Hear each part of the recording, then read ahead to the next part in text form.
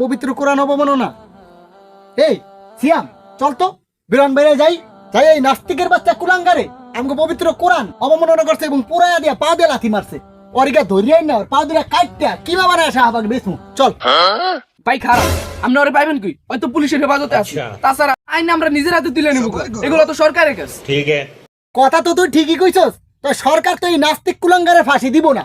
কারণ আমাদের বাংলাদেশের আইন অনুযায়ী ধর্ম অথবা ধর্মগ্রন্থ অবমাননা করলে মাত্র 2 বছরের জেল। কি বলেন ভাই, মাত্র 2 বছরের জেল? আরে বেটা হ, যেখানে ইসলামে বলা আছে ইসলাম রে নিয়ে যে কটূক্তি করবো অথবা আল্লাহ ও তার রাসূল নিয়ে যে অবমাননা করবো, তারে যেখানে পাবা সেখানে হত্যা করবা। আর এই বিচার আমাদের বাংলাদেশের আইনে মাত্র 2 বছরের জেল। এই জন্যই তো এইসব নাস্তিক কুলাঙ্গারেরা বারবার কোরআন রে এবং আমার রাসূল রে অবমাননা করার সাহস পায়। হ্যাঁ ঠিকই কইছেন ভাই, এই জন্য তো কই ইসলামের ক্ষমতায় আনেন। ठीक है। হরে, এই জন্যই তো আমরা এবার ইসলাম রে ক্ষমতায় দেখতে চাই। আর চল আমরা দেখি এই সরকার এই নাস্তিক কুলাঙ্গারের কি বিচার করে। চল। তোমায় ভেবে